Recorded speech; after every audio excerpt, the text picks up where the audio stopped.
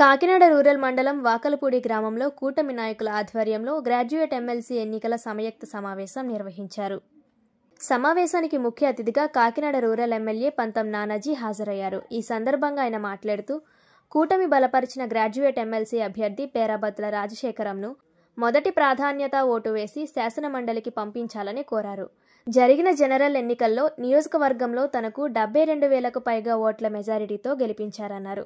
గెలుపుకు కష్టపడి పనిచేసిన వారిలో పేరాబత్తుల రాజశేఖరం ఉన్నారని, ఆయన గెలుపుకు మొదటి ప్రాధాన్యత ఓటు వేయించి గెలిపించాలన్నారు.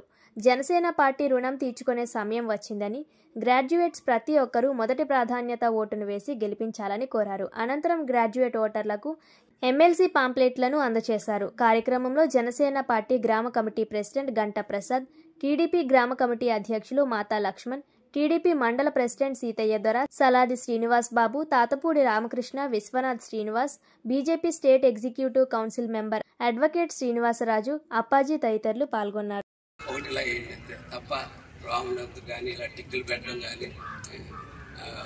మన అభ్యర్థికి ఒకటే వచ్చింది, లెక్కగా పర్లేదు. ఇక రాష్ట్ర సుధాకర్ గారికి 3 వస్తే 3 వేసేసేవారు. 3 వచ్చిందని చెప్పి ఈత ఇవే మానేసి 3 అని రాసి అలా 2,000 ఎట్లన్నా 8,000 ఓట్లు పోయి అలా ఓట్లు.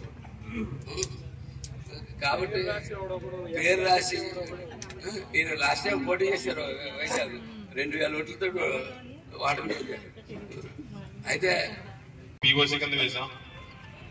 ఉదయం 1 గంట, సాయంత్రం 1 గంట, ఈ 30 మందిని మీరు ఎక్కడ ఉన్నారో మన ఈ గ్రామంలో ఖచ్చితంగా వాళ్ళందరినీ కూడా డోర్ టు డోర్ వెళ్ళి కలవాలి. కలిసి మనం ఈ 8 నెలల్లో ఈ అధికారం వచ్చిన తర్వాత చంద్రబాబు నాయుడు గారు ఏమేమి అద్భుతాలు చేశారో కూడా మీ అందరూ కూడా చెప్పాల్సిన బాధ్యత మన పీఓసీ మీద అందరి మీద బాధ్యత ఉంది. ముఖ్యంగా పంతం నానాజీ గారి ఎలక్షన్ మనం భారీ మెజార్టీతో నెక్కించుకున్నాం. కానీ నానాజీ గారికి అప్పుడు మనకి అభ్యర్థి మనకి ప్రతిపక్షం వైఎస్ఆర్సీపీ. కానీ ఇప్పుడు మన పార్టీలతో యుద్ధం కాదు, ఇప్పుడు టీచర్ రేపు 27వ తారీఖు జరగబోయే గ్రాడ్యుయేట్స్ ఎన్నికల్లో మన గత ఎన్నికల్లో ఏ విధంగా అయితే కష్టపడి పనిచేసి మన నానాజీ గారిని ఎక్కించుకున్నామో అదేవిధంగా మన రాజశేఖర్ గారిని కూడా అత్యధిక ప్రతి ఒక్కరూ మీ టైంలో 1 గంట కేటాయిస్తే చాలా ఈజీగా మనం విజయ తీరాలకు చేరుకుంటాం. అధ్యక్షులు మిగతాగా స్టేజ్ నుంచి పెద్దలందరికీ కూడా నమస్కారం. ఇది ముఖ్యంగా చెప్పాల్సింది ఈ ఎమ్మెల్సీ ఎలక్షన్ రాబోయే రేపు 27వ తారీఖున జరుగుతూ ఉంది. మన అందరం కూడా ప్రతి ఒక్కరికి కూడా 30 ఓట్ల చొప్పున ఇచ్చి మొత్తం ప్రతి ఇంటికి కడపడిపై తిరగమని ఆదేశాలు ఇవ్వడం జరిగింది. దాని నిమిత్తం మన అందరం ఇంకా 14 రోజులే ఉంది కాబట్టి అందరం కూడా ప్రతి ఇంటికి 1-2 సార్లు కలిసి ప్రతి ఓటర్ని కూడా మనం మన పేరాబత్తుల రాజశేఖర్ గారికి ఫస్ట్ ప్రాధాన్యత కూడా వేసి విజయ పందాలు నడిపించాలని అందరం కోరుకుంటూ సెలవు తీసుకుంటాం. జరిగింది.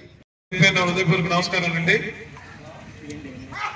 మనం ఇప్పుడు దాకా పీఓసీలు నిన్నే అప్డేట్ వస్తే 58% మాత్రమే మనం ఓటర్స్ కలవగలిగాం.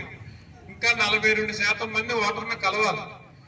మొత్తం 17,000 ఎన్రోల్ అయితే 58% మనం కలవగలిగాం. సో మిగతా చోట 70% దాటి కలిసి మిగతా నియోజకవర్గాల్లో. సో దాన్ని బట్టి దయచేసి 2-3 రోజుల్లో ఆ 42% మందిని కూడా కలవగలిగితే చాలా బాగుంటుంది. ఎందుకంటే ఒక్కసారి కూడా మనం ఓటర్ని టచ్ చేయకపోతే మనకి వాళ్ళకి ఏం ఆబ్లిగేషన్ ఉండదు. ఒక ఆబ్లిగేషన్ అటాచ్మెంట్, ఒక బాండేజ్ క్రియేట్ చేయాలంటే మనం ఓటర్ని కనీసం ఓటేయండి బాబు అని అడగడానికి కూడా మనకి ఇబ్బంది అయితే వాళ్ళు కూడా ఓటేయడానికి ఇబ్బంది పడతారు. పోలింగ్ తీసుకురావడం ఎంత ముఖ్యం, ఓటర్ని కలవడం అంతే ముఖ్యం. ఈ 2 విధిగా చేయాలని నేను మీ అందరినీ కూడా కోరి ప్రార్థిస్తున్నాను. నెక్స్ట్ చాలా తప్పులు చేస్తారు ఎలక్షన్లో. ఏంటంటే టిక్కులు పెడతారు, ఎస్ అంటారు, పేరు ఎదురుకుండా పేరు రాసేస్తారు, రకరకాలు చేస్తారు. సో అందువల్ల ఒకటి నిలువుగా గీసేస్తే చాలు. ఈ రోమన్ అంకెలు ఏమి అక్కర్లే, పాత సంఖ్యలు ఏమి వేయకుండా ఒకటి తర్వాత ఒకటి. మెయిన్ మొదటి ప్రాధాన్యత ఎంత ఇంపార్టెన్స్ అంటే 50.01 వచ్చినా ఇంక మిగతా సెకండ్ ప్రాధాన్యత ఓట్లు లెక్కట్టరు, థర్డ్ ప్రాధాన్యత లెక్కట్టరు. ఒక్కసారి 49 వచ్చి ఆగిపోతే మాత్రం 2వ ప్రాధాన్యత, 3వ ప్రాధాన్యత, ఎలిమినేషన్ రౌండ్లు ఇవన్నీ స్టార్ట్ అయిపోతాయి. 2 రోజులు కౌంటింగ్ లో కూర్చోవాల్సి వస్తుంది. ప్లస్ 2-3